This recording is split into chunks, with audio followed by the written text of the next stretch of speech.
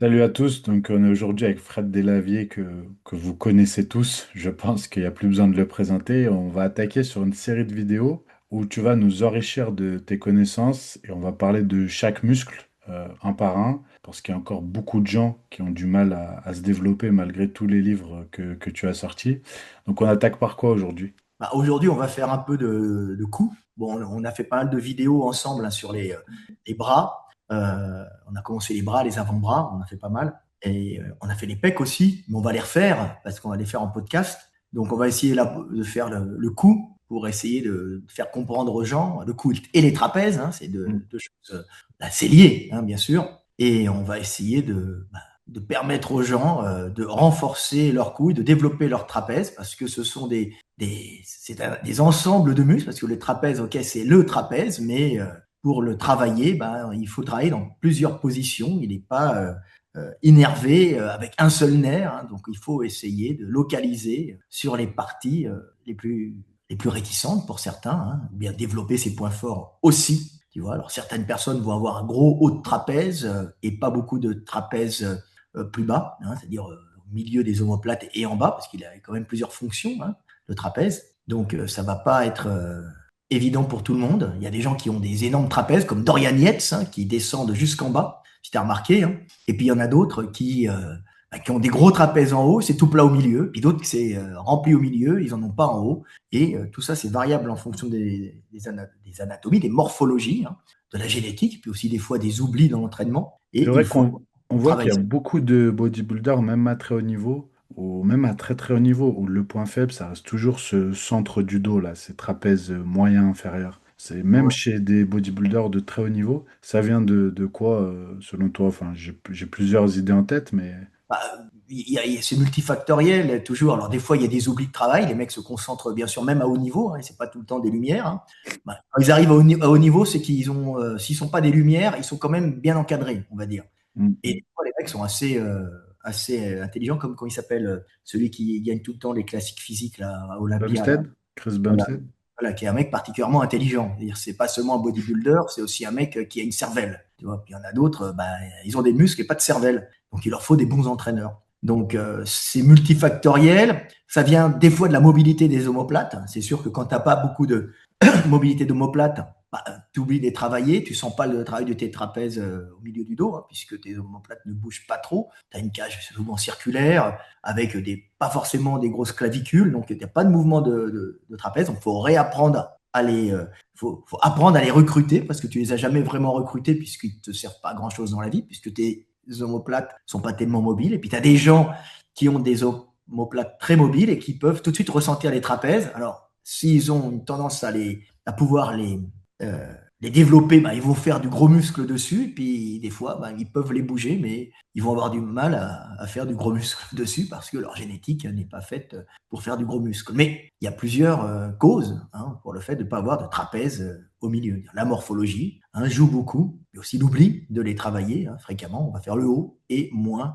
le centre, tu vois. Et il y a des gens, quand même, comme moi, qui les travaillaient pas beaucoup, puis parce que j'avais des omoplates absolument pas mobiles, tu vois. Ce qui est un énorme avantage en traction, puisque les omoplates ne bougent pas. Donc, j'étais le champion des tractions, je le suis encore sur les séries longues. Euh, mais en vérité, c'est pas forcément un avantage partout. Hein. En traction, oui, pas en boxe, tu vois. Parce que quand tu bouges pas tes omoplates, tu fais juste des mouvements de bras, donc t'as pas beaucoup d'amplitude. C'est un peu comme Mm. les grosses cages et les petits bras au coucher, tu vois. Donc, j'ai une morphologie pour faire des tractions parce que justement, j'ai pas beaucoup de mouvements d'omoplate et j'ai pas beaucoup à la base de trapèze central. Maintenant, heureusement, moi, j'ai tendance à faire du muscle et à les remplir à fond la caisse. Mais à la base, je les sentais pas, donc j'étais pas intéressé pour les faire. Il y a des gens comme Gundy, là, qui est très large, mon collègue Gundy, avec qui j'ai écrit des livres, on a vendu plein dans le monde entier, des millions dans le monde entier. Et lui, il a des grandes épaules mobiles et assez larges d'épaules. Et lui, il recrute tout ça, il est obligé de le recruter. Alors, il y a un grand mouvement vers l'avant de ses épaules, tu vois. Il tire en arrière pour les remplir et puis il arrive à peu près à remplir un peu ses trapèzes. Mais c'est pas évident pour tout le monde, tu vois. Donc, il faut d'abord travailler sur cette mobilité d'omoplate, c'est la base pour Ouais, bien c'est pouvoir. son corps, déjà, hein, tout le monde ne le ressent pas, tout le monde n'a pas cette capacité à bouger les omoplates. Des fois, ça peut être un avantage pour les tractions, mais par exemple pour la boxe, si tu connais, c'est un défaut pour pouvoir envoyer un coup lointain, puisque comme tes omoplates ne bougent pas parce qu'il n'y a pas beaucoup de largeur de clavicule, tu ne peux pas lancer l'épaule en avant, ça bougera à peine, hein, alors que celui qui a de grandes clavicules, bah, il va te mettre 5 à 6 cm de De plus, ouais. mouvement en plus. Hein. Alors s'il a en plus des longs bras, hein, c'est un avantage, et il percute un mec à 5 ou 6 cm plus loin en boxe, c'est vraiment important. Hein. Donc, et en plus, il prend de la vitesse sur le mouvement. Hein. Donc, on peut voir que c'est un avantage dans certains domaines, mais pas partout. C'est un avantage dans les coups faciales, tu vois, de ne pas avoir cette mobilité, mais il faut quand même travailler le milieu du trapèze. C'est quand même très, très important comme muscle pour stabiliser dans tous les mouvements, pour les biceps, pour tout d'ailleurs, hein, pour le Ok. powerlifting. Pour bien fixer une barre à l'arrière, on rapproche ses omoplates, hein, on met la barre sur les trapèzes qui les rapprochent, hein, ça fait un gros coussin ça stabilise la barre sur le dos. Alors, je sais que Bah, vous avez beaucoup parlé dans les méthodes de justement l'intérêt de l'unilatéral, de travailler en unilatéral pour travailler le centre du dos par rapport justement à cette mobilité d'omoplate qui est supérieure en unilatéral par rapport au bilatéral. ouais. Ouais, parce que quand on a, alors c'est surtout valable pour les mecs qui n'ont pas de largeur d'épaule, parce que quand tu contractes tes deux bras en même temps, bah, tu vas avoir la masse de tous les muscles du centre, si tu es volumineux, comme les bodybuilders, bah, qui vont bloquer et tu ne pourras pas tirer en arrière.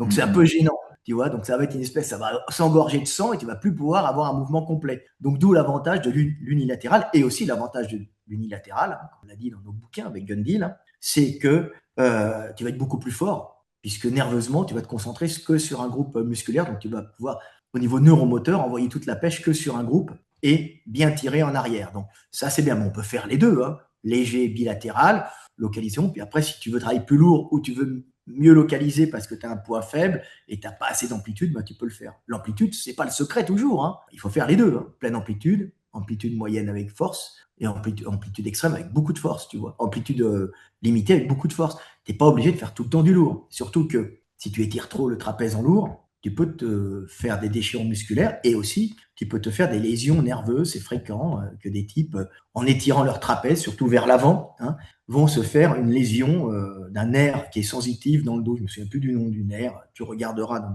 dans mes vidéos. J'étais un des rares à l'avoir trouvé. Les mecs à l'époque, des formidables de l'avier. Il y avait moi et une équipe de Canadiens.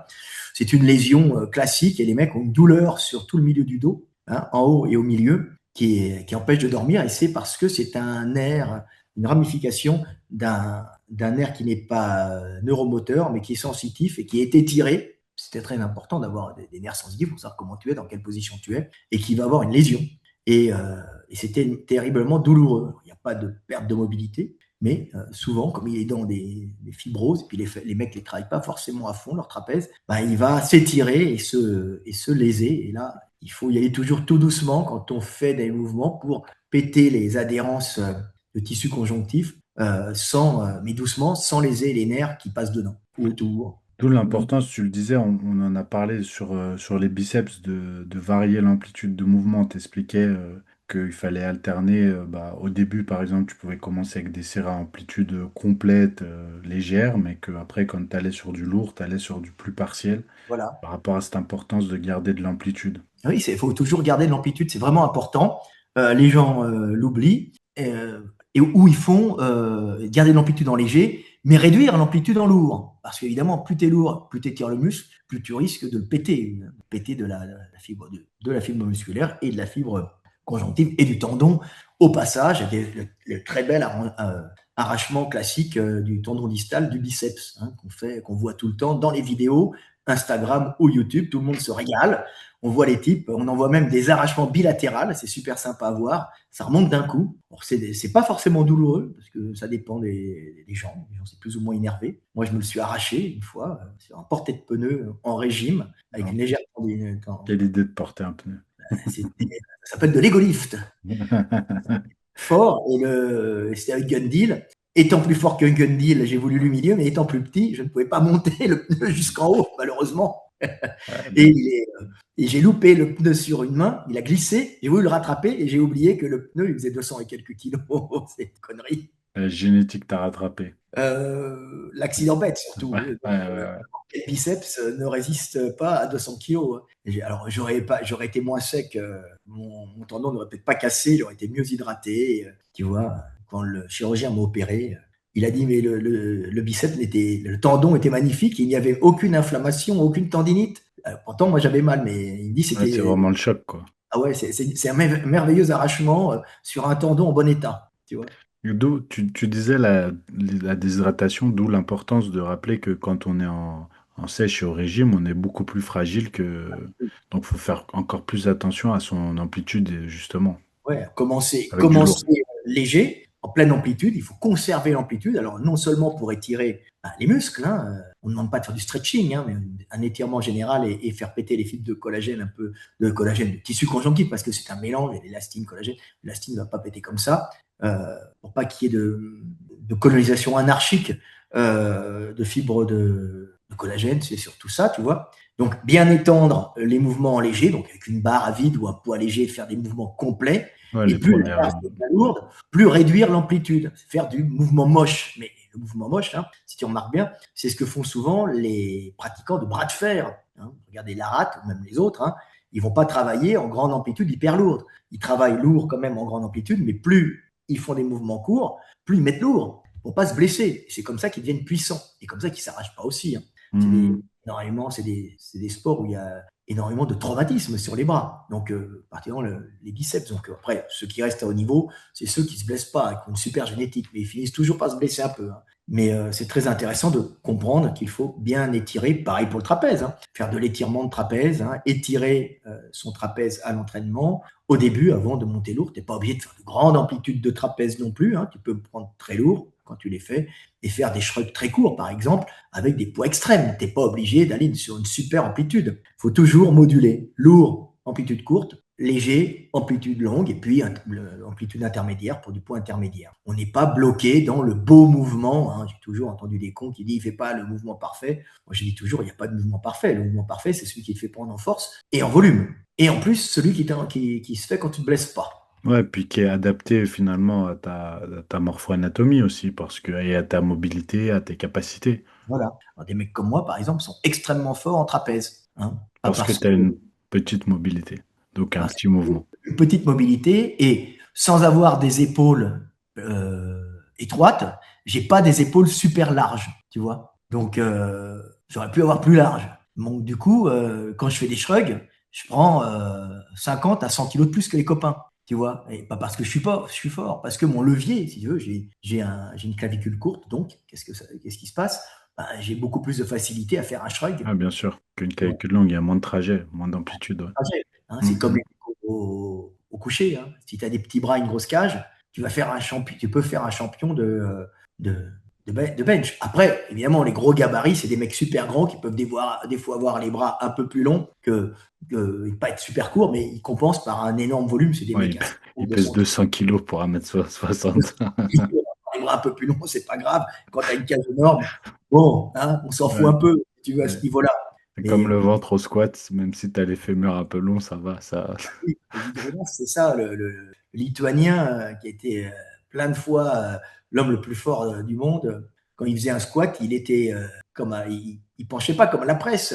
Il avait aucun problème puisqu'il avait un énorme ventre. Ouais, Il ça aide. il est sec avec un énorme ventre. Et évidemment, dès qu'il se penche, il a un peu plus de difficulté pour le soulever de terre pour aller la chercher, mais c'est pas grave.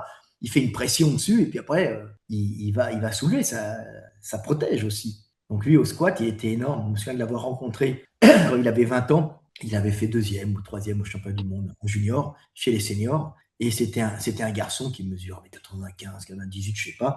Il pesait déjà 150 kilos à 20 ans et il ne devait pas charger énormément. Et il faisait un squat à 400 kilos. C'est le lait. C'était des grands mecs. Hein. Ah oui, c'était des Lituanie, hein, c'est ça. Je crois qu'il y a Lituanie, hein, c'est ça. Hein. Lettonie. Avec un nom comme ça, ouais, je pense. Je vais chercher, mais je pense. Lituanie. Je pense, ouais. Il est énorme. Et 400 kilos, le gamin, hein, en junior. Hein. Putain. Et c'est vrai c'était horrible à voir. Et pourtant, il a des grandes jambes. Mais évidemment, des grandes jambes avec un gros ventre qui l'empêche de pencher en Ouais, avant. bah, ça te raccourcit l'amplitude, les gens se rendent pas compte, mais oui. Puis ça te donne un appui pour remonter aussi. Et c'est pour ça qu'il faut vraiment parler morphologie, arrêter d'être con et de dire je m'entraîne comme machin. Non, tu dois t'entraîner comme toi, tu dois t'entraîner. C'est pour ça qu'on est là pour ça. Nous. Hum, hum, hum.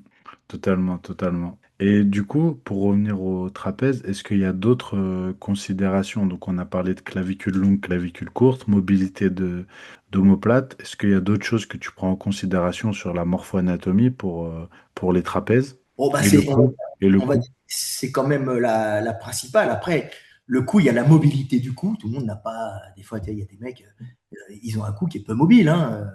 Il est enchâssé dans une masse musculaire. Moi, j'ai un cou qui est pas super mobile, hein. C'est pas top. C'est aussi un avantage, hein.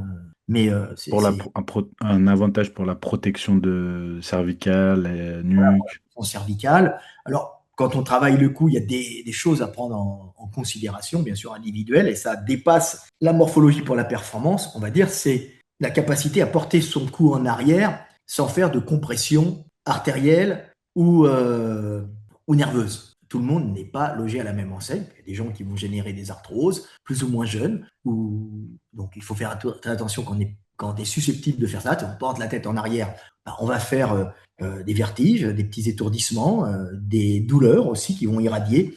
Donc, quand tu as des choses comme ça, il faut faire très attention et éviter de porter la tête trop en arrière. Alors, il y a des sports comme en lutte où les mecs font le pont, ils sont obligés, Mm. mais je ne conseille pas aux gens de faire le pont en arrière, c'est la tête, pour éviter de mettre les deux épaules au sol, parce que c'est des spécifiques lutte, hein, pour éviter de perdre. Mais niveau dangerosité, on est au stade top, top, top, hein. Donc, c'est pas fait pour tout le monde. Après, est-ce que aussi eux n'ont pas la mobilité et le travail en amont pour être capables de faire ça? Est-ce qu'ils le font pas progressivement? Non, je sais pas, je suis pas. Mouvement, mais il y a aussi une part de génétique et de Ouais, fragilité du coup. Faut faire très très attention à ça. C'est lié à beaucoup de pathologies. parce C'est que pas. pourtant là, j'avais vu aux Jeux Olympiques le champion, le Cubain, là, je crois qu'il y a plus de 45 ans, je sais pas si tu vois qui s'agit. Il était monstrueux, il pesait plus de 130 kilos. Donc pourtant, ils sont très très musclés, hein. Donc c'est-à-dire qu'ils ont un cou qui pourtant en termes de mobilité serait bloqué par la masse musculaire et Bloqué en partie, mais justement, même s'il est bloqué, ils le mettent quand même en arrière ouais, parce ils que sont capables. je ne conseille pas de faire ce mouvement, ça n'a rien à voir, hein, ça n'a rien à faire dans un mouvement pour le bodybuilding.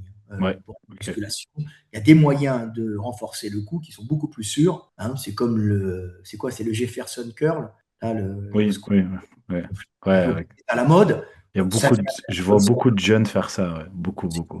bah, les jeunes qui font ça sont des. Non, mais on peut le rentrer dans un travail de mobilité du dos pour étirer des petits muscles paravertébraux qui peuvent être souvent contracturés. Ça posera des problèmes, tu vois, de douleur, hein. Même ça peut être assez gênant. Donc, de l'imbago, quelque part, tu peux utiliser, hein. Arrondir le dos n'est pas interdit, on est fait pour ça, mais on n'est pas fait pour arrondir le dos avec des chargés extrêmes et tout le monde n'a pas une génétique pour arrondir le dos, hein. Il faut faire attention. Mais Juste, l'espèce juste, humaine, elle est faite pour aller chercher des choses au sol en arrondissant le dos, hein, sans problème. Maintenant, si tu sais répéter en permanence, hein, c'est pas le but d'un homme dans la vie, hein, à la base, il n'a pas été sélectionné pour aller faire des mouvements répétitifs, d'aller chercher des trucs au sol en permanence. Tu vois. Bon, après, il y a le néolithique, l'agriculture, qui a dû sélectionner aussi les plus résistants, qui allaient ramasser des patates ou des navets. Les patates sont pas arrivées tout de suite, je crois. Donc, il y a quand même des sélections qui se font, hein, sur les types qui ne prennent pas de lombago dû à des douleurs par arrondissement du dos. Mais effectivement, le Jefferson curl, c'est encore un truc, je crois, c'est ça, hein, qui est issu de la lutte, hein. C'est pour chercher un mec au sol et le retourner à la mm, base, mm, mm. spécifique, en partie, Oui, hein. c'est Ça, des mouvements de préparation physique de base. voilà, c'est des mouvements de préparation physique. Ça peut être détourné sur des mouvements pour étirer le dos, mais en aucun cas, c'est un mouvement de cirque pour montrer pour frimer devant ses copains en prenant la plus grosse barre. D'abord, tu vas te niquer les coudes, c'est ridicule, tu vas te faire mal. Et ensuite, le dos, il n'est pas fait pour faire agir Jefferson curl super lourd. Il y a des mecs qui le font, bien sûr, hein, mais euh, c'est pas l'essentiel, c'est pas le but du mouvement, hein. Maintenant, tu es sur YouTube, tu es sur Instagram, les types posent leur trépied et ils disent regardez ce que je fais. Un peu comme l'OnlyFan se rendent des trucs de plus en plus grosses dans les orifices, hein. C'est pour attirer le public. Mais c'est Sacré, ridicule. sacrée comparaison. Il faut toujours faire des comparaisons pédagogiques pour que ça Ouais, rentre. très pédagogique ta comparaison, je te rassure. Il faut la conserver. Ah ouais, ouais, t'inquiète. Je la, C'est ça, hein. on la garde. Alors bon, il y a un truc qui est important aussi quand tu fais des trapèzes, c'est d'avoir une bonne poigne. Parce que C'est vrai, c'est vrai. Trapèze monte vite en charge, hein. Et on va souvent être limité non pas par la force des trapèzes, mais par la capacité de À maintenir, tenir la barre, ouais. de tenir une barre. Alors là, vous regarderez dans la vidéo, on parle Des avant-bras. des avant-bras, parce qu'on va parler, on parle de tout ça, bien sûr, hein. Donc, vous pourrez acheter la vidéo sur le travail des avant-bras qui vous permettra de travailler lourd les trapèzes. Et nous, on va s'enrichir et on va s'acheter des décapotables dans lesquels on mettra nos femmes, nos enfants, hein, décapotables sportives.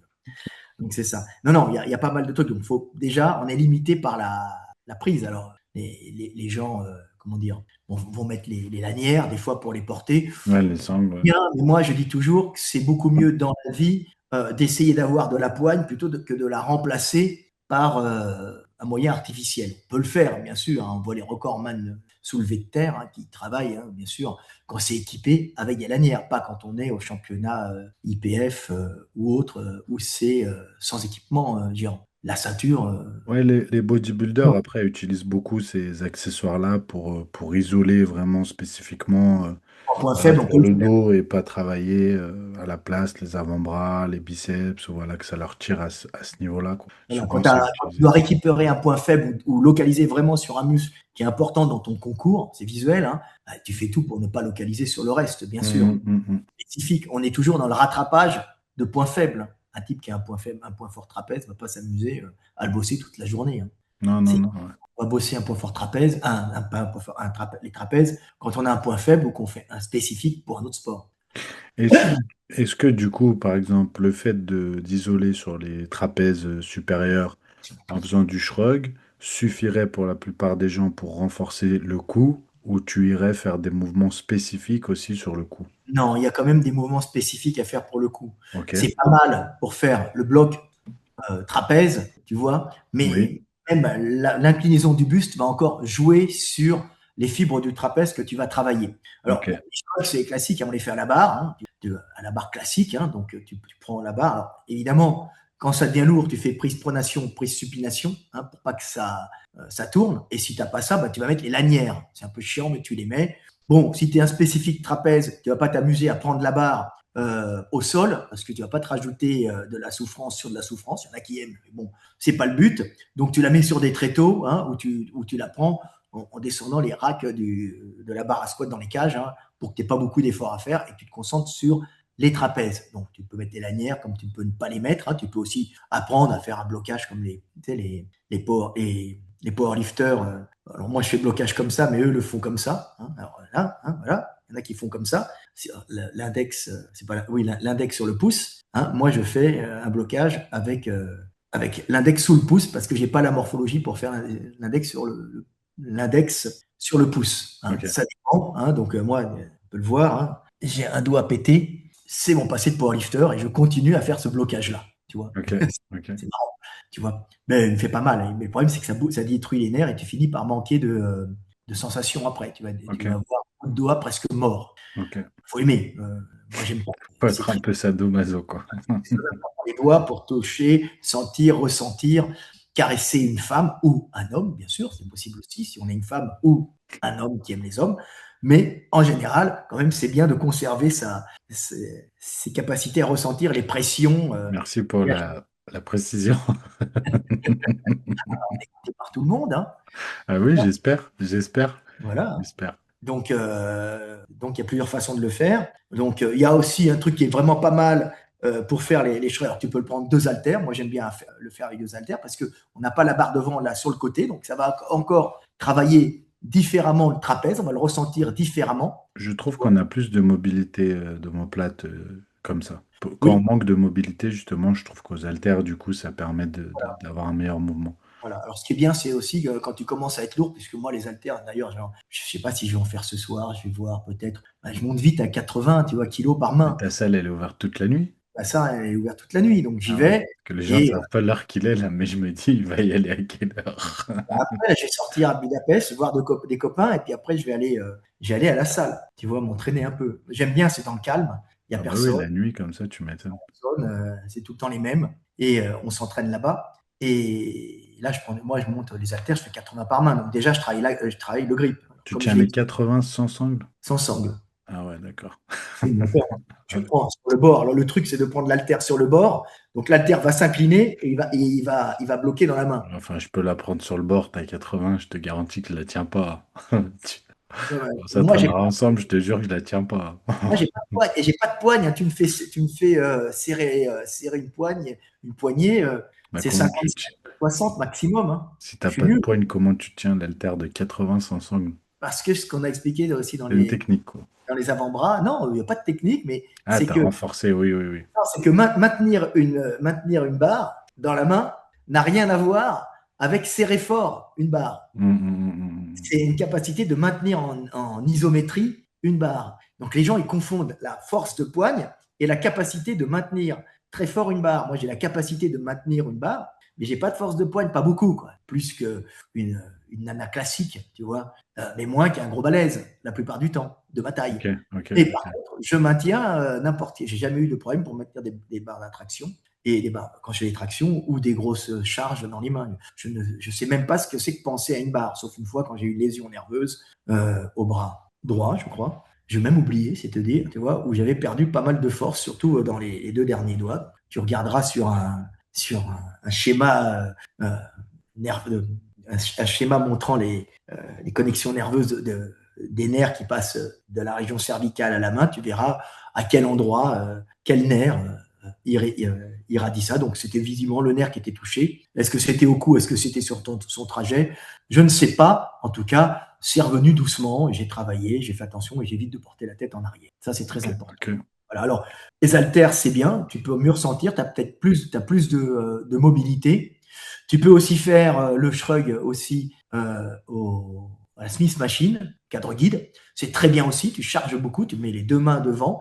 Hein, tu vois, mais comme la barre ne roule pas en général, donc c'est facile à maintenir, à tenir, c'est plus facile. Là, tu fais tes shrugs. Tu peux aussi prendre une trap bar, c'est très stable. Ça, c'est génial. La trap bar. Donc, tu prends ta trap bar, tu la charges à mort, tu la mets sur des tréteaux, et là, tu es dans l'axe pour vraiment travailler les mains latérales, parce que si tu es devant, tu vas avoir un mouvement qui est un peu différent, tu vois. Donc, si c'est latéral, tu verras, tu auras un peu plus d'amplitude, tu vas peut-être mieux la ressentir.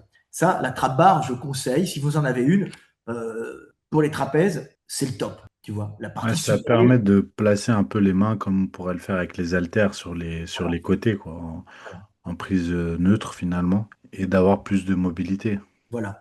Tu as aussi les machines guidées pour les pecs, que tu peux Mm. utiliser pour le trapèze. Tu vas mobiliser la machine à pec en général couchée. Les mecs vont pas être contents, tu vas la charger à fond, tu vas faire tes trapèzes. Tu vois, il y a des mecs qui vont les faire en unilatéral aussi, hein. Tu peux les faire en unilatéral pour bien ressentir la contraction, une grande Mais mobilité. t'as des machines aussi qui spécifiques, tu sais, pour le shrug. Enfin, comment elles s'appellent? Tu sais, il y en a dans tous les fitness parks. C'est Hammer.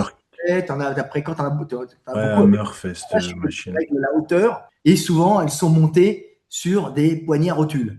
Mm, Ça, c'est vraiment bien. Donc ça, si tu en as, ben, vas-y, amuse-toi dessus, tu vas mm. Ouais, il y en a t'éclater. beaucoup. Ouais, ouais, ouais. Tu peux, faire, Beaucoup de salles l'ont maintenant. tu peux faire du trapèze en étant le buste bien droit, mais tu peux aussi faire du trapèze en Mm, t'inclinant un mm. peu.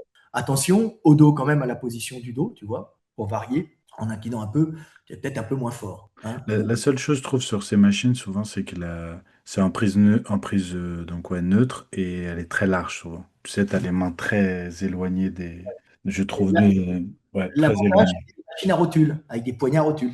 La boîte Ouais, poignée va se rapprocher de toi et en plus, tu les règles comme tu veux en hauteur. ouais. Mm, mm. Toutes les salles ne sont pas équipées de ces machines. Non, la plupart, justement, c'est une largeur qui est fixe et souvent, c'est très, très large. Alors ça va faire, tout ça, ça va faire la portion du trapèze, qui est la portion qui va s'attacher sur l'épine de l'omoplate, tu monteras, hein, et sur la clavicule. Hein. Donc le trapèze s'attache ici, et sur l'épine de l'omoplate, derrière, elle va te ramener tout l'ensemble, clavicule, omoplate, vers le haut. Hein. Et elle s'attache après, hein, derrière, elle part sur le cou, et le trapèze s'attache sur le fascia qui est au milieu, jusqu'à aller sur la nuque. Hein.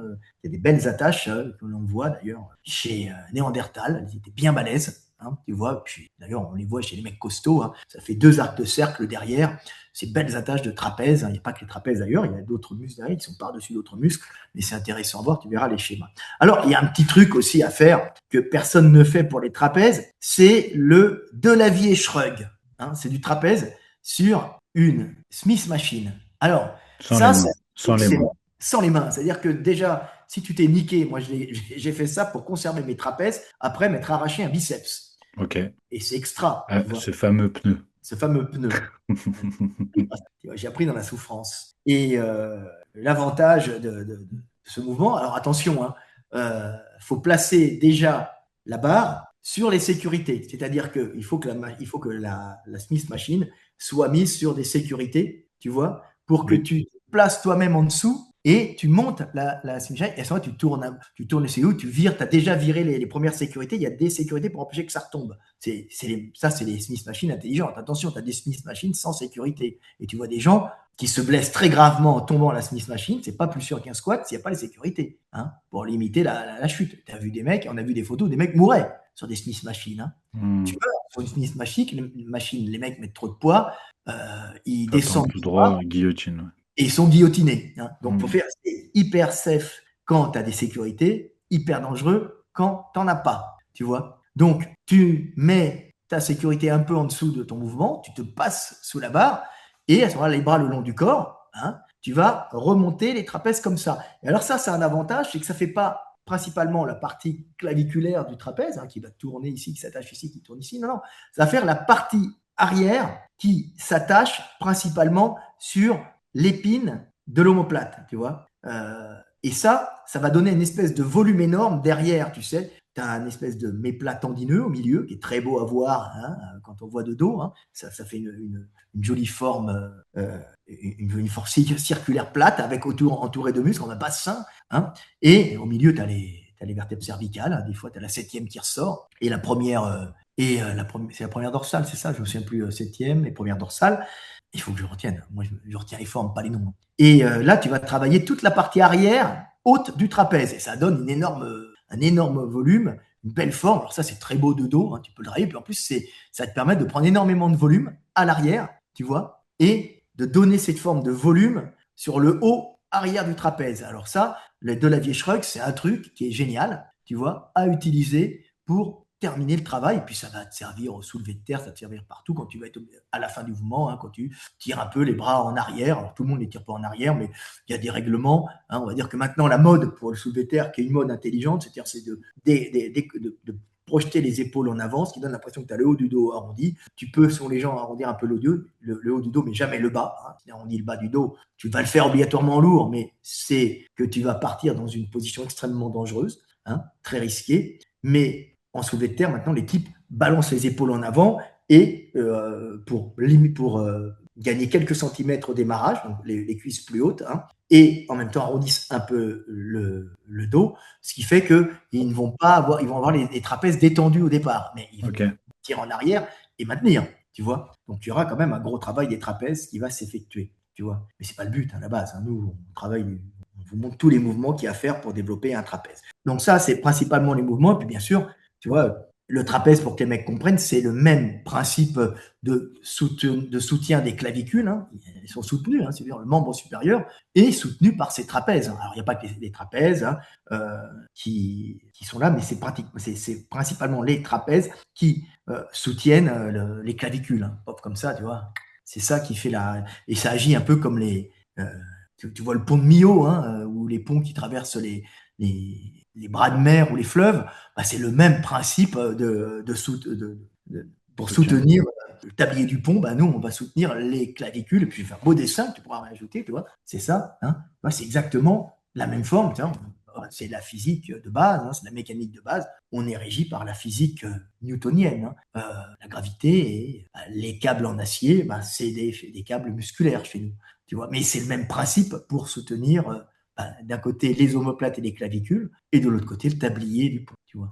Donc c'est très important, tu vois, il y a ça. Donc ça, et on peut voir qu'en fonction des morphologies, tu vois, hein, là, bah, plus tu as une clavicule longue, hein, plus tu auras de difficultés à faire tes shrugs, tu vois, plus tu as une clavicule courte, plus tu auras des trapèzes énormes, tu vois, qui vont bomber très rapidement, tu vois, mais en contrepartie, il faudra essayer de compenser avec un développement d'épaule, parce que la largeur d'épaule, bah, tu l'as pas forcément quand tu as des clavicules courtes. Alors, plus tu as des clavicules courtes, en général, plus elles sont courbées, mais pas toujours, puisqu'elles elles prennent la forme de la cage thoracique. Tout ça est variable, il y a quand même des variations. Il n'y a pas une règle générale, mais c'est intéressant à voir. Alors, Parfait. Donc, un animal avec des clavicules. Hein. Alors, tous les animaux, tous les mammifères ont des omoplates, mais tous les mammifères n'ont pas de clavicules. Tu vois. On a encore cette chance avec les primates d'en avoir. On n'a pas évolué pour la course à quatre pattes. Quand tu as une course à quatre pattes, tu n'as plus de clavicule. Tu as un trapèze, il passe devant, hein. Il passe derrière son omoplate, sur l'épine, mais il n'a plus du tout la même fonction. Tu vois. Ok, ok. Donc là, pour les trapèzes supérieurs, on a les shrugs. Pour le coup, finalement, tu as dit que voilà, fallait des mouvements quand même, un au moins mouvement spécifique en plus. Quel mouvement, par exemple, Il y a tu aussi les listerais? parties inférieures du trapèze à bosser. Hein. Ça, c'est important. En général, pour bosser les parties inférieures du trapèze, on les bosse aussi avec les rhomboïdes qui se trouvent en profondeur. Tu vois. Alors ça, tu as des traits. En général, quand même, tu as des bonnes machines pour les bosser. Tu vois, c'est tout ce qui resserre les omoplates en arrière. Ouais, tout Tu ce qui est vois, mouvement de rowing, tout machine ce à qui rowing. est, tout ce qui est mouvement de tirage à la machine.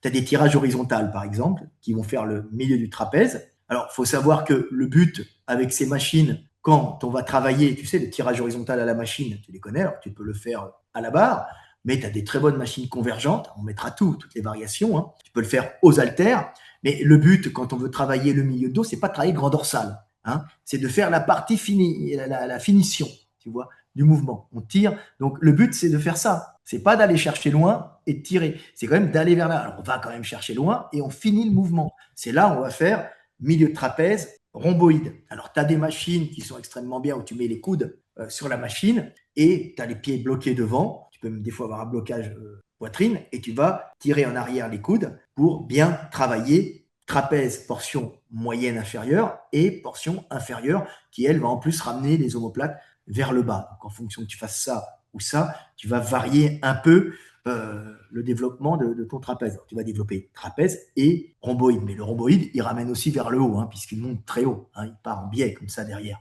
comme ça, et tu les montreras. Hein. Donc ça, c'est des mouvements c'est ce qu'on appelle les fixateurs d'omoplate. Quelle est l'incidence de la prise? Parce qu'il y a beaucoup de débats pour les trapèzes, les dorsaux, prise neutre, prise pronation, prise supination. Qu'est-ce que tu peux conseiller à ce niveau-là? Oh, bah pour les trapèzes, je prendrais les Sita, hein, c'est les poignées à rotules. C'est celles que j'ai mis sur les Larocque. Tu vois, celles qu'on retrouve aussi sur les Nautilus et les Hoist. Maintenant, quand tu les mets, c'est bien parce que tu modifies ton tirage.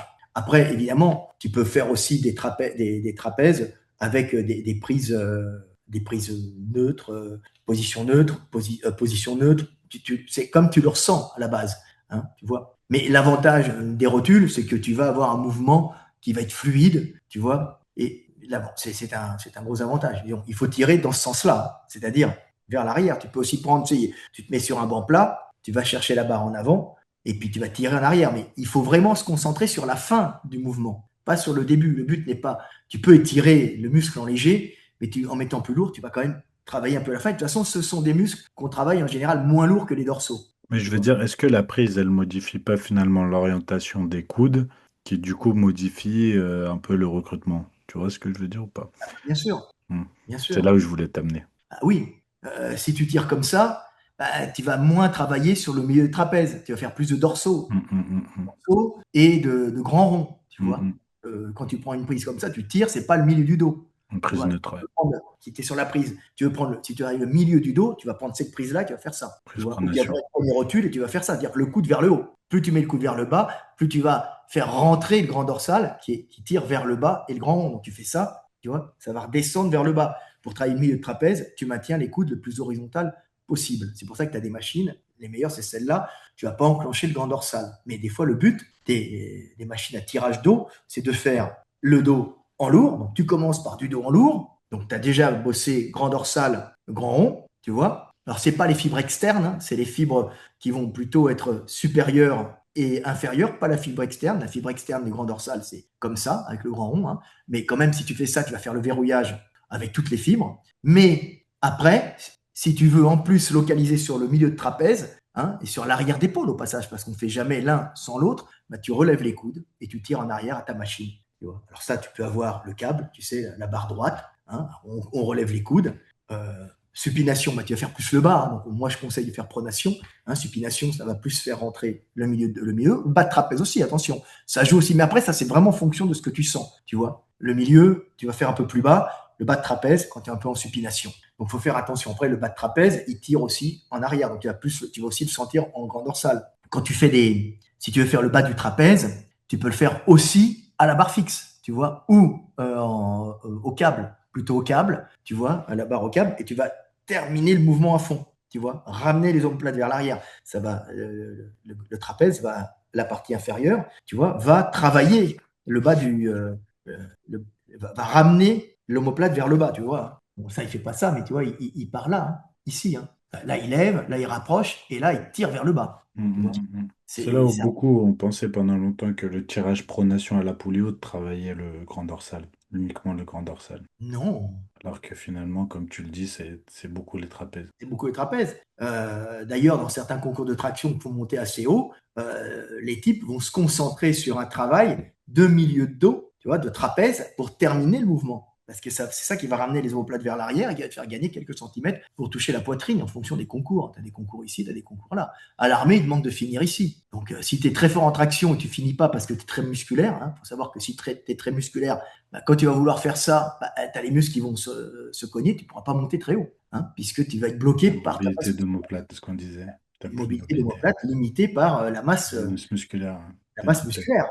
C'est un problème. C'est ce que les gens Mhm. voient. C'est pour ça qu'ils travaillent, comme tu l'as dit, en unilatéral, pour Mhm. pouvoir avoir plus de mobilité sans que les masses musculaires rentrent en compression et t'empêchent de monter. Un type comme moi, par exemple, si tu me demandes de monter poitrine avec mes longs avant-bras et mes humérus courts, je suis mort. Ça ne monte pas. Mais c'est le cas de. Je pense Terrain, que c'est la raison pour laquelle beaucoup de bodybuilders à très haut niveau qui sont très massifs manquent de milieu du dos. C'est parce que ils deviennent de plus en plus massifs, de moins en moins mobiles, de moins en moins et de plus en plus massifs, de moins en moins mobiles. Et donc, si en plus ils font pas d'unilatéral et ils se forcent pas à venir chercher l'amplitude, bah ils recrutent jamais le centre du dos, quoi. exactement. Et en plus, avec les stéroïdes et tout ce qu'ils prennent, ils prennent une masse qui est hors du commun, qui Oui. n'est pas normale, sur laquelle le corps n'est pas fait pour travailler, et ils vont être complètement bloqués. Ils vont finir par ne plus développer le milieu du dos. Ouais, ouais, ouais. Il faut faire vraiment de l'unilatéral à un certain niveau, pouvoir le ressentir. Puis c'est ce que tu disais, tu dis, quand on a discuté précédemment sur les biceps, tu disais qu'un muscle, il peut pas s'allonger, par contre, avec le temps, il peut se raccourcir à cause de l'arthrose. Il me semble que c'est ce que tu disais, parce que bah, Et tu, l'âge. tu, tu ne sollicites plus le muscle dans son amplitude, quoi, dans toute son amplitude. C'est très très important de garder une grande amplitude articulaire. Je ne demande pas aux gens d'être souples. On est plus ou moins souple en fonction de ta génétique, en fonction de ton de souplesse. Mais la mobilité articulaire en elle-même doit être conservée le plus longtemps possible pour éviter de finir euh, tout bloqué de partout. Parce que de toute façon, chaque inflammation peut générer une arthrose. Une arthrose va limiter ton amplitude de mouvement. Et quand ton amplitude de mouvement est limitée, bah, le muscle se raccourcit parce que ton muscle, il s'est développé en fonction de ton amplitude articulaire. Tu vois, c'est pour ça qu'en général, bah, les femmes ont des muscles longs, pas toutes, parce que ça dépend aussi de l'insertion du muscle au niveau du point du pivot, tu vois. Mais en général, plus tu as une grande amplitude, plus le muscle se rallonge. C'est pour ça que les femmes sont très souples de nature pour pouvoir s'ouvrir à un certain moment de leur existence quand elles feront sortir un petit bébé à gros cerveau et à croissance lente, très volumineux et un peu gras des fois. Et donc, elles ont besoin d'avoir même le bassin qui bouge, d'être très souples. Et donc, cette souplesse, elles vont la récupérer un peu partout dans leur articulation. Elles sont plus souples que les mecs qui sont plus Ouais, musculaires. faut l'expliquer que c'est lié au contexte hormonal et aux oestrogènes en partie qui fait que les femmes sont beaucoup plus souples et souvent hyper laxes d'ailleurs. Et les hommes qui sont plus musculaires et tendus à cause de la testo, c'est bien sûr. Donc la testo tend le muscle, le biceps est tendu, donc l'homme va avoir, il a plus de tension musculaire Mm. qu'une femme, il est en action en permanence, donc le petit garçon va se développer tout le temps un peu tendu, puis son articulation va finir par ne pas s'étendre tout le temps et elle va perdre un peu d'angle en extension. C'est pas un défaut. Les mecs sont connus pour avoir un peu moins d'extension, que ce soit au niveau des genoux ou des coudes. Je parle global parce qu'on trouve de tout partout. Oui, il y Mais a j'ai déjà vu pas mal de, enfin, j'en ai pas vu pas mal. Il y a des hommes qui sont hyper laxes même et qui deviennent pourtant, qui sont très musclés. C'est-à-dire que oui, j'ai déjà vu des, ouais. Ça n'empêche pas d'avoir des très gros bras, d'être hyper lax par exemple au niveau du coude. oui, et Mais puis ça peut augmenter les risques de blessures. voilà, là, certains risques de blessure parce que être Mm. trop rigide aussi, ça donne plus de force. tu Ouais. peux casser aussi. Tu vois, le muscle, il est trop tendu, il casse. Il est Est-ce trop que, mou, l'articulation est abîmée. C'est-à-dire trop mou. Mais là, trop mou, c'est en général, c'est les tissus de. Il y a la tension musculaire et il y a aussi les tissus conjonctifs.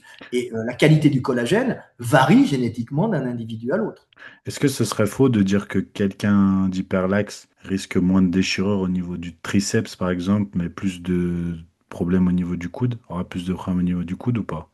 On va dire que quelqu'un d'hyperlaxe risque plus de faire des extensions qui vont entraîner des arthroses ou des usures, mais tout le monde n'en fait pas. Hein. Il y a Ok, des gens. ok. Et quelqu'un qui est hyper tendu, un risque sur une grosse charge parce qu'il est hyper tendu, donc il est content, il accumule de l'énergie dans des fibres tendineuses bien rigides. Ouais, il Ça sera lui plus permet de fort. prendre plus lourd. Et comme il va prendre plus lourd, ça lui permet de se blesser. Ouais. Boum.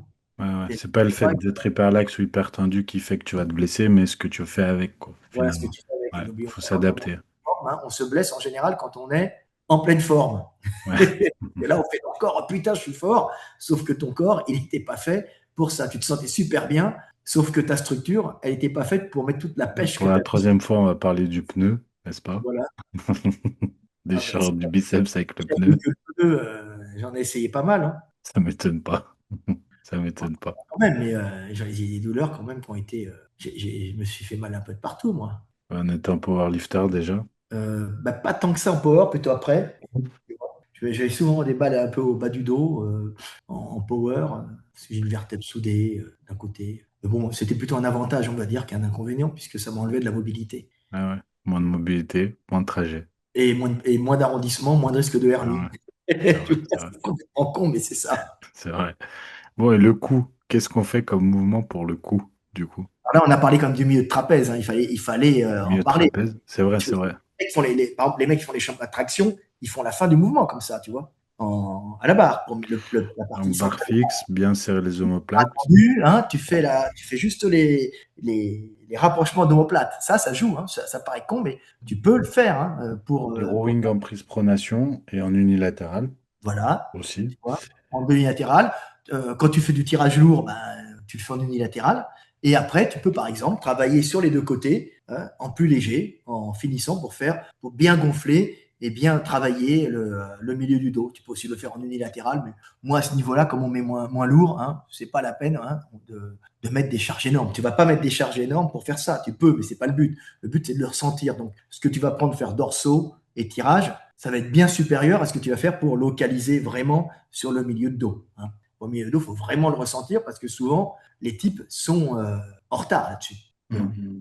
Ils ont le Ah oui, droit de oui, ressort, vraiment. Mais mais dans les compètes amateurs comme pro, je pense que c'est vraiment le point le plus dur à développer. C'est le point faible numéro un. Hormis les mollets, mais les mollets, bon, c'est autre voilà, chose. c'est autre chose. T'en as ou t'en as pas. Quoi. Voilà. Mais le milieu du dos, trapèze moyen inférieur, Ah c'est le ouais. numéro un. J'ai toutes les compètes. Tu regardes, que ce soit Olympia comme la plus petite compète amateur, dopé comme naturel, c'est le plus dur. Arrière d'épaule aussi. Mais Arrière avec les d'épaule. épaules, ça sort souvent. Ouais, ah ouais, je dirais moins que. Ouais, c'est voilà, il y a moins de gens qui ont l'arrière d'épaule en point faible que. Alors que milieu du dos et ouais, trapèze moyen et inférieur, c'est quantité phénoménale. Mm. Et même à très haut niveau, quoi. T'as des exceptions, bien sûr, mais tu l'as dit, Dorian Yates, bah, Coleman, voilà, eux, bon, bah, ils sont nés avec, ouais, ils sont nés avec ça déjà. Alors, pour le cou, tu as pas mal de mouvements. Tu as, t'as les mouvements des boxeurs pour l'arrière. Pour toute cette partie-là, pour les longs du cou, il y a tout un ensemble de muscles qui va redresser le rachis. Alors, celui-là, c'est pas un muscle qui s'attache sur les omoplates, c'est tous les muscles profonds qui s'attachent pas loin de la. Comment dire. Tu as les splenius, tu vois, et ils vont s'attacher sur le ligament nucal. Le ligament nucal, c'est-à-dire quand tu touches derrière ici, hein, c'est pas tes vertèbres que tu vas toucher, tu as un ligament comme un voile qui passe, et en vérité, ton arrière de cou est blindé de muscles. Hein, tu le vois, hein, je l'ai mis là. Hein. Tu verras, tu montreras ça dans le livre. Hein. Et en général, les hommes, nous, on est sur un pivot comme ça, donc en général, on n'a pas beaucoup de muscles derrière, puisque ça va basculer. Les singes, tu vois, les gorilles, eux, tu les vois, ils ont une énorme masse derrière pour accrocher des énormes muscles parce qu'ils ont la tête portée en avant. Ils ne sont pas bipèdes. Quand tu es bipède, tu as une tête qui est en équilibre. Tu es un peu comme un périscope. Donc, c'est pas beaucoup d'énergie pour la bouger. Donc, tu peux voir venir de loin un ennemi ou tu peux voir une proie venir de loin. Donc, c'est un énorme avantage quand tu es par-dessus les herbes hautes, quand tu es en savane. Hein, pour voir au loin, c'est cool, mais d'un autre côté, c'est plus fragile. Tu vois, Mhm. plus de mobilité, plus de fragilité, d'où l'importance de le travailler. Alors, il y a tous ces muscles qui sont à l'arrière du dos, qui sont un ensemble assez complexe de muscles qui sont faits pour relever la tête en arrière, qui sont vraiment importants pour donner de l'épaisseur au cou. Tu sais, quand on voit un boxeur de dos, il y a un côté viril dans ce cou épais. C'est pas uniquement les trapèzes, c'est aussi tout cet arrière du cou qui va blinder, qui va protéger et qui longe Logique. les épines du rachis cervical, tu vois. Alors, bien sûr, quand tu vois chez les quadrupèdes comme les bovins ou même les ovins, hein, ils ont des espèces de, ou même les bisons, tu vois, ils ont des énormes vertèbres, voilà, les dernières cervicales et les premières dorsales qui sont énormes parce qu'elles sont faites pour attacher un ligament nucal qui soutient la tête. Hein. Tu vois, nous, là, on a quand même ce ligament nucal et des gros muscles pour maintenir toute cette tête énorme avec ses cornes penchées en avant. Nous, on n'a plus ça, mais on peut le travailler. Bon, alors, à la boxe, les mecs font de la boxe, bien sûr, il faut qu'ils bossent le cou, donc il faut qu'ils aient un gros coup. Puis un gros coup, ça fait viril, ça fait bien, on t'embête pas forcément dans la rue, tu vois. Sauf quand t'as un gros coup plein de gras, là, ça fait faible, c'est pas bon. Faut Ouais, faire, avec le avoir. double menton qui va avec, c'est pas bon. Faut pas Ah le oui, double menton. je lutte contre ça, moi, avec l'âge. Je suis obligé de faire des régimes. Je suis pas non Ah, plus. on a vu la bouteille de Fanta. Je pense à zéro quand même. Hein. Ah, c'est du zéro? Ah, c'est Ah vrai. oui, Ah, j'avais pas vu. bien sûr. Par Donc, contre, par contre, on va faire une mention spéciale au t-shirt quand même. Non, parce kebab, que là, je le veux, je veux le même. Le t-shirt est collector. ah oui, c'est acheté à Berlin. Ah, J'aime bien franchement, Berlin. je vais aller à Berlin juste pour l'acheter. Il est collector. Berlin, la Ah, plus grande. il est magnifique. Sérieusement. J'ai passé, je dirais, plus d'un an au moins à Berlin. Ouais, il est Si incroyable.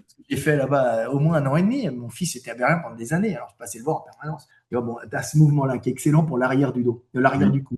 oui. Tu vois. Alors tu mets le câble en bas, tu mets une lanière. Alors il faut une lanière qui est en général quand même assez protégée, avec un peu rembourrée, tu En vois. cuir, ouais, ouais, ouais, Voilà. ouais. En cuir avec C'est des accessoires spécifiques qu'on trouve voilà, sur Internet. voilà, que tu trouves sur Internet, et tu vas redresser le cou. Alors, moi, ce que je conseille, c'est de le faire bien en bas et de redresser, mais de ne pas aller jusqu'au bout pour éviter, chez certaines personnes, ces petites compressions des artères et des nerfs de l'arrière du crâne, ces petites artères qui passent dans les foramen paravertébraux, tu sais, et qui peuvent créer des étourdissements. Ce que je vous conseille, c'est de le faire.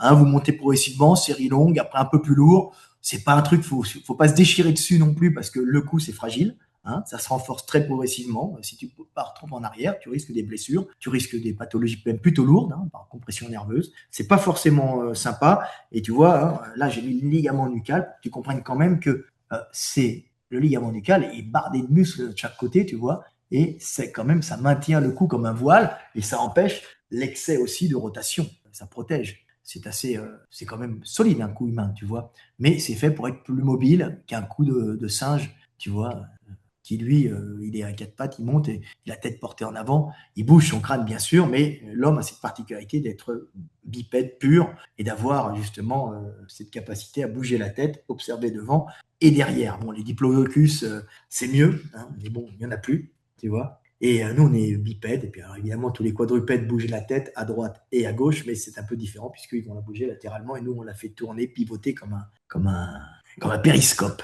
C'est ça qui est bien, tu vois. Donc ça, c'est important de bosser ce muscle un peu comme ça. Et tu peux aussi faire, euh, le, pour épaissir le cou vu de face, tu vois, ici, tu as un truc qui est pas mal, c'est de mettre cette lanière, justement, qu'on peut attacher, la mettre au front, tu vois. Alors évidemment, il ne faut pas que ce soit une lanière en cuir qui va t'entamer la tête. Tu vas avoir l'air ridicule après avec deux grosses marques. Le but, c'est pas non plus d'avoir des marques et de paraître stupide. Mais pour élargir le cou, tu sais, souvent, des bodybuilders sont énormes, ils ont un gros trapèze et puis ils ont un cou de moineau. Ça va pas du tout, tu vois. Alors ça, pour élargir le cou, c'est quand même le sternocléidomastoïdien, tu vois, le sternocléidomastoïdien qui tire la tête d'un côté et de l'autre, tu vois. Donc ils ont cette fonction-là, mais quand ils agissent, d'ailleurs que, attends, ah, voilà, c'est celui-là. Quand il se tourne, il tire là. Et quand il bouge, les deux en même temps, il te projette la tête en avant, tu vois. C'est quelque part le muscle du coup de boule. Mm, Il y a, mm. boum, tu vois la tête en avant, ouf, tac, tu vois. Très Ça drive fort chez les gens du voyage. très fort chez les gens du voyage, voilà.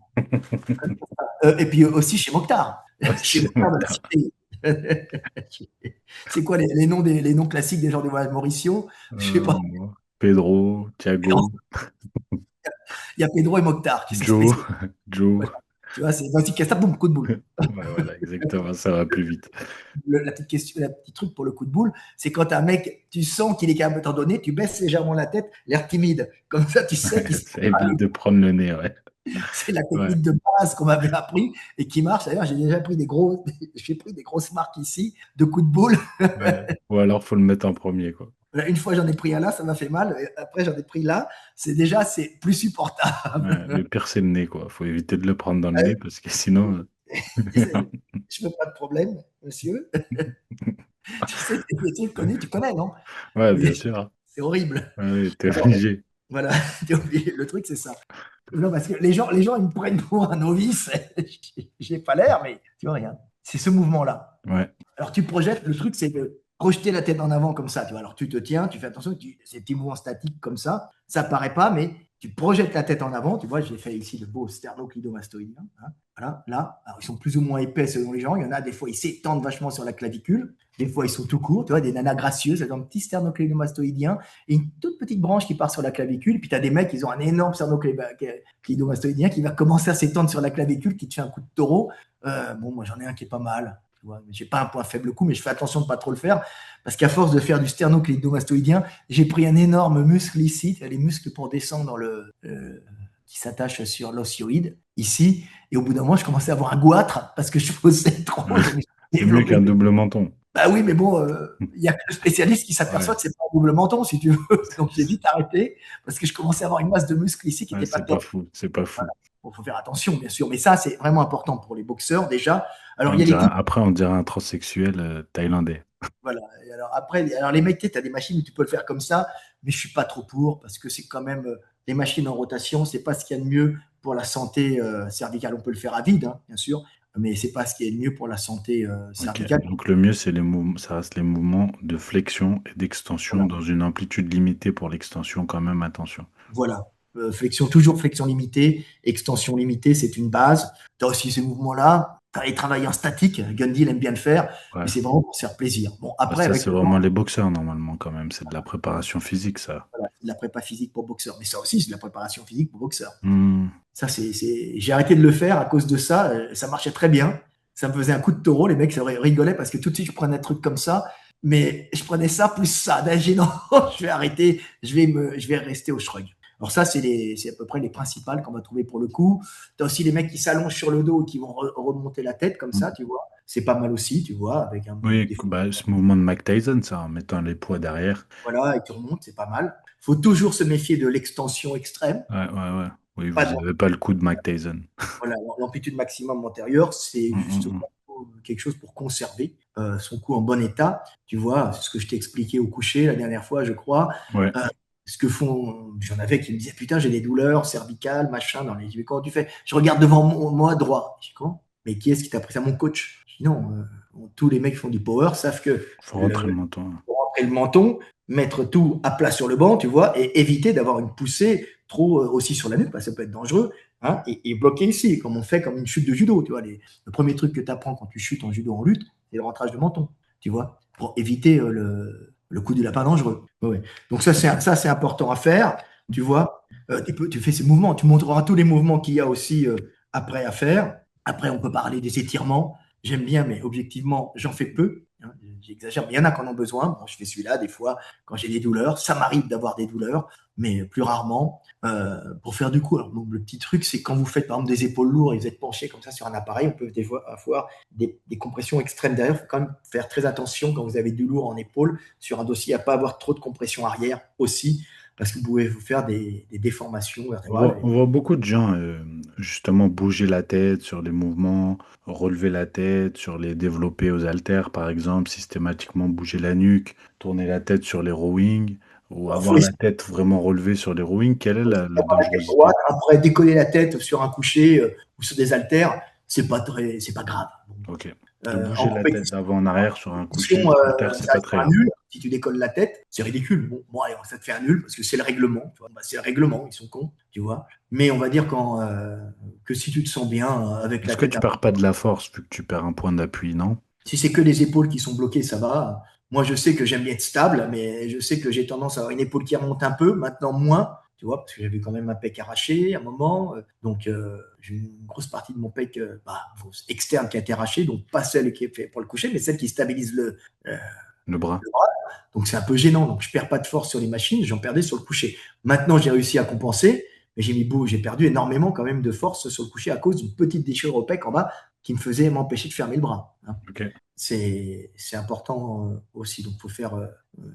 Donc, du coup, je remontais plus le cou, tu vois. Donc, il a fallu que je compense avec d'autres parties du pec, avec le grand dorsal aussi. Le grand dorsal t'aide à fermer le bras, hein. Quand on entend les types qui disent au coucher, je pousse avec le grand dorsal, tu ne pousses pas avec le grand dorsal. Le grand dorsal, il tire le bras vers le côté et vers l'arrière, hein. C'est un muscle de la traction, hein.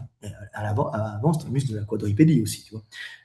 Qui ramène les pattes en avant. Après, la propulsion se fait vers l'arrière chez les On quadrupèdes. en a parlé sur les pecs. Voilà, après, c'est le grand dorsal qui va faire la fermeture, hein, mais il ne va pas pousser en avant tes bras. Ça, c'est pas ça. C'est l'épaule, c'est les pecs, les avant d'épaule, tu vois, qui vont le faire. Donc, c'est important de le savoir. Et beaucoup de mouvements de dos servent aussi au moment du milieu de trapèze. Simplement, il y a un truc à savoir, c'est que pour faire le milieu du dos, donc la partie centrale, les trapèzes et les rhomboïdes, le but, quand même, c'est de travailler moins lourd, hein. C'est-à-dire que tu travailles super lourd comme ça, et pour te faire quand même le milieu du dos, c'est un peu moins lourd et on finit le mouvement. Tu peux même faire des tirages à la machine uniquement comme ça, uniquement comme ça. Tu n'es pas obligé de faire le mouvement complet, tu vois. Oui, Il y a un autre exercice, tu vois, les écartés à la machine. On a oublié de le dire. Tu vois, as aussi des rowing qui sont excellents. on en a parlé, le rowing. Le rowing, hein, le tirage Ah, vertical, tu parles du rowing menton, ok, tirage vertical.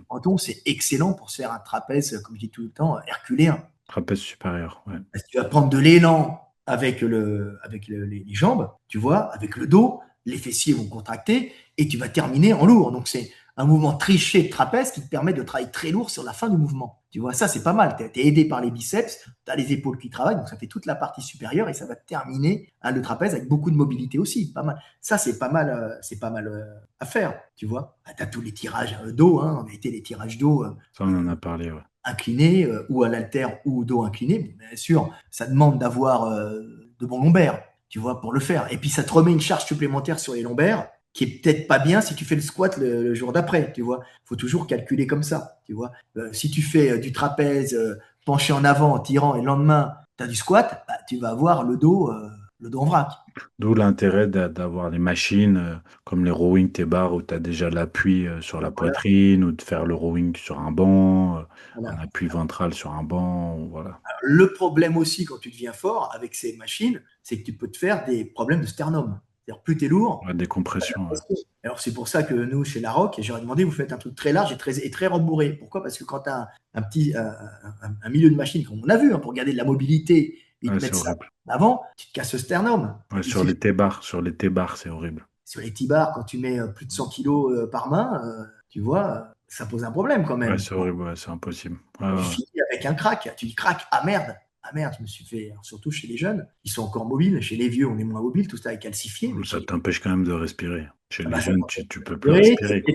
te pencher en arrière, d'avoir des mouvements d'extension. Vous les verrez, hein, on a écrit des bouquins avec Gundil, tu pourras les mettre, hein, tire en arrière pour entendre. Tu vois, tu te penches en avant, tu tires en arrière, tu tiens à une machine et tu entends crack. C'est les cartilages sternaux qui ont craqué, qui se sont remis, si tu veux, et qui étaient mal foutus. Alors, comme tu as des petits nerfs qui passent dans le coin, il suffit que ça se déforme, et tu fais une petite compression nerveuse et tu as mal, tu pleures ta mère. Tu vois, il y en a plein qui m'appelaient à l'époque de Lafay, monsieur de Lavier, est-ce que j'ai un problème cardiaque, j'ai mal à ça. Eux, c'était les dips, hein, surtout.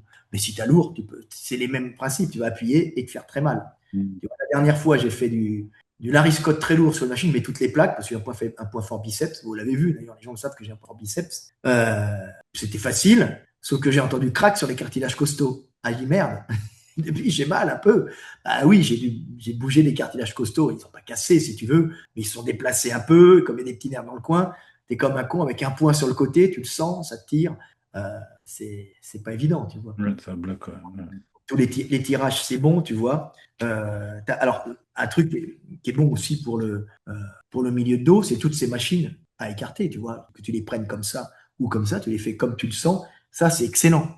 Tu vois, tu prends la machine, et puis alors là, quand tu pars en avant, tu vas faire tu vas faire l'arrière d'épaule, tu vois, et tu vas terminer. Mais le but, quand on travaille le milieu du dos sur cette machine, c'est-à-dire trapèze central plutôt centrale haut. Alors, ça dépend comment on va la faire, parce qu'elles sont assez mobiles, ces machines. Hein. Tu peux faire juste la finition du mouvement, comme ça. Ouais, Tu n'es pas obligé. l'adduction des omoplates. Tu fais Voilà, juste l'adduction des omoplates. juste l'abduction des omoplates, tu vois. Mm. Alors, moi qui aime bien travailler l'ensemble, je fais les deux. Donc, je vais faire arrière d'épaule et abduction des omoplates. Mais si tu veux être très fort, bah, tu pars comme ça. Alors, il y a des machines qui sont mieux, comme j'ai dit au début, c'est celles qui sont sur les coudes, tu vois. Parce que là, tu peux y aller comme un bourrin et juste faire la fin du mouvement, tu vois. Et là, c'est les meilleures machines, celles-là, hein, pour faire le milieu du dos, tu vois, pour redresser. Alors souvent, moi, quand j'ai commencé à les faire, je me suis aperçu qu'il y avait un énorme point faible à cet endroit-là. Je dis, merde, je m'étais acheté une Dr. Wolf d'occasion, je me souviens. Tu mets des poids à l'arrière et tu tires comme ça, tu vois, hop. Et tiens, je mettais au début juste 2 plaques, 3 plaques, je dis, mais qu'est-ce que je suis nul derrière, toi, je ne fermais pas. Puis maintenant, je mets des dizaines de kilos et j'ai aucun problème pour la fermeture. Je vais tout de suite renforcer tout le milieu, tu vois. Ce qui est aussi un avantage quand tu fais du soulevé de terre, quand tu ramènes des poids, tu es beaucoup plus stable, hein, tu vois. Mm. Tu as tes épaules qui sont bien fixées, tu n'as pas de mouvement parasite. Ça te permet de prendre beaucoup plus lourd ailleurs aussi, de travailler tout ça.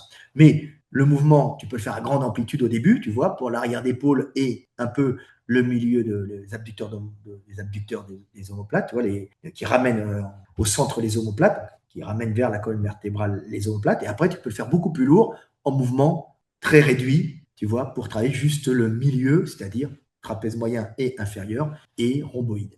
C'est ça, c'est les Ok, rhomboïdes. ok. Voilà. Parfait. Bah écoute, je crois qu'on a fait le tour, non, sur les trapèzes et le cou. Qu'est-ce que tu en penses? Je pense qu'on a tout fait. Il n'y On a pas pense. besoin d'en rajouter. On verra toujours quelques mouvements un peu originaux. Il doit y en avoir. Mais Oui, oui. Après, c'est des variantes de ceux que tu as cités. Il existe ouais, énormément de variantes, haltères, machines, câbles, etc. Je pense que ce qui compte, c'est le principe de base, de toute façon. ouais. Voilà, et là, t'en as largement parlé, donc c'est parfait. Voilà. Et puis, on va mettre aussi des programmes sur la vidéo hein, pour Ouais, que bien vous sûr. puissiez y avoir accès et en même temps nous permettre d'acheter des sportifs décapotables pour y mettre nos femmes et nos enfants. Ou ta Exactement. femme et tes enfants plutôt. Pardon. Ouais, me cause pas de problème, surtout à cette heure-là. Surtout à cette heure-là. Oui. Non, mais c'est bien. Non, mais on fait de la qualité quand même. Hein. Ouais, bien sûr qu'on fait de la qualité. T'es connu. Je Voilà, pense t'es que connu. tu es connu pour ça et que les gens le savent au travers de tous les livres qui sont sortis. Voilà. J'ai été quand même étonné de voir ta réactivité et ta connaissance de la bioméca. J'ai dit, merde, putain, il est bon le mec. Ben, c'est grâce à toi. Ah ouais. C'est grâce à toi. Il faut rendre à César ce qu'il y a à César. J'ai Mais t'es pas appris meilleur, toi, que moi, pour être proche de la personne pour la suivre. du terrain. Ouais, c'est pas pareil. Sur le terrain. Je C'est suis pas le bon. même. C'est En, pas le en même théorie, métier. d'explication, je suis bon, mais les gens ont vite fait de. Je suis comme Gandhi, là, les gens ont vite fait de m'ennuyer. Ouais, Tu vois. c'est pas À le part même les sportifs métier. de haut niveau. C'est souvent le sportif de haut niveau, à la rigueur, le mec qui est vraiment qu'on doit quitter pour qu'il fasse premier, tu vois, pour qu'il fasse potentiellement qu'il soit premier. Ça m'amuse, ça va m'exciter. Ouais. Mais autrement, c'est pas le genre de truc qui m'intéresse. Moi, ce qui m'intéresse, c'est les concepts généraux, justes, tu vois, et simples à comprendre. On n'est pas numéro un au monde pour rien. Tu vois, toi, le terrain, tu connais vraiment bien. Toi. Tu suis les gars, Ouais. tu les as en Du coup, on, compétition. on fait une bonne équipe, du coup. Ouais, ouais. Donc, n'hésitez pas. Hein. Vous allez voir, on a les meilleurs programmes et c'est pas du programme de youtubeurs Non, vous stupides. avez vraiment tous les détails, toutes les explications, toutes les vidéos, voilà, tout, c'est tout le savoir de Frédéric Delavier qui est dedans. Donc vous avez vraiment toutes les explications, les séries, les répétitions. C'est des programmes entièrement détaillés, guidés sur ton application. Donc voilà, vous avez tous les détails sur le site et après tout le programme est sur l'application et vraiment tout est entièrement Voilà. détaillé en vidéo, à l'écrit, il y a les dessins, il y a des articles avec. Donc voilà, c'est vraiment, vraiment quelque chose de complet. Alors, la particularité de nos programmes, c'est que ce pas des programmes généraux. Hein, on ne peut pas faire de programmes généraux. C'est vraiment des programmes de rattrapage. C'est-à-dire que les gens prennent les programmes en fonction de leurs points faibles ou des zones qu'ils veulent travailler principalement. Parce que vendre un programme général pour un type qui veut uniquement rattraper ses épaules ou son cou ou ses quadris, ça ne sert à rien. Nous, on vend des programmes, on fait des programmes justement de rattrapage que vous pouvez intégrer sur d'autres programmes, sur votre entraînement que vous avez déjà. Hein. Et ça, c'est ce qui est fondamental. Vous quittez. Hein. On fait des programmes sur Mm. mesure en fonction de vos points faibles ou de ce que vous voulez bosser. Ce qui n'a pas été fait jusqu'à présent, je ne l'ai pas vu. Et moi, c'est ce que j'aurais voulu. Tu ne demandes pas un programme pour développer, par exemple, mes trapèzes. Hein, tu vois. je demande un programme, par exemple, spécial avant-bras, spécial rotation. Bon, nous, on va mettre l'ensemble, bien sûr, hein, tu vois. Ou un spécial mollet. Bien que le spécial mollet, si tu n'as pas la génétique, ça va être très dur. Mais il y a quand même, Mais on va en parler, on fera une vidéo voilà, spéciale mollet quand même. parce que même si on n'a pas la génétique, il y a quand même moyen de prendre Ouais, sur on du peut faire quelque chose, on peut ah, faire on quelque peut faire chose. quelque Ouais, chose ouais. quand même. Heureusement. Mais ça, faut que les mecs sachent comment, Ouais. justement, désenclencher le tendon. Parce que Hmm. les qui n'ont pas de mollets, c'est des types qui ont des tendons extrêmement Ouais, raides, extrêmement long. extrêmement puissants. Donc, ils accumulent tout d'une Hmm. façon passive dans le tendon. Et d'ailleurs, c'est top, hein, c'est la base de l'humanité, c'était de Ouais, mais du l'économie. coup, tu les vois mettre des charges de malade quand ils font les mollets. Et ils ne vendent Et pas. pourtant, ils ont pas de mollets. Le mec qui a des mollets comme ça, il est à côté, il les regarde, il voit les mecs mettre les charges, il fait à côté, Ouais, il en à la chie, alors que presse, le ouais, mec ils a comprennent pas. des tout petits mollets, des grands tendons, lui, il descend sur la charge, le tendon se tend et il a qu'à faire une toute petite contraction musculaire pour Ouais, remonter. ouais. Il n'a pas compris. Non, bah Et non. non, c'est des adaptations. Il y en a un qui est fait pour produire de la chaleur et l'autre qui est fait pour éviter d'en produire. Après, bien Hmm. sûr, c'est souvent les Africains qui n'ont pas de tendons et qui n'ont pas de mollets et des longs tendons, et les Européens qui ont des tendons relativement courts au mollet, un triceps sural court, et des gros mollets très musculaires qui ne sont pas si puissants que ça à cause du levier calcanéen souvent, qui n'ont pas pour fonction d'être puissants, hein, contrairement à ce qu'on dit les paléontologues qui étudiaient bêtement. Maintenant, ça vient, heureusement, maintenant on commence à comprendre. Hein. C'est pas pour être puissant hein, que Néandertal ou que les peuples du Nord avaient des gros mollets, c'est pour conserver la chaleur, oui, mais c'est aussi pour en produire, parce que ce sont des gros mollets à fibres lentes qui sont bardés de mitochondries, et la mitochondrie, des fibres lentes, c'est ça, les fibres lentes, hein, ça bouffe beaucoup plus de gras que de sucre. Tu vois, donc Hmm, c'est le hmm, principe. hmm. Donc, comme on est au nord, on va stocker du gras parce que l'hiver, bah, il n'y a plus d'énergie. Donc, on va réutiliser cette énergie stockée qui est du gras pour produire de la chaleur dans un climat froid. On est dans des problématiques climatiques plutôt que dans des problématiques de performance physique ou maintenant sportive. Parfait, parfait. On pourra en Voilà, parler en détail dans les mollets comme ça. voilà, on va Bon, s'éclater là-dessus. parfait pour cet épisode et on vous dit à bientôt. Salut!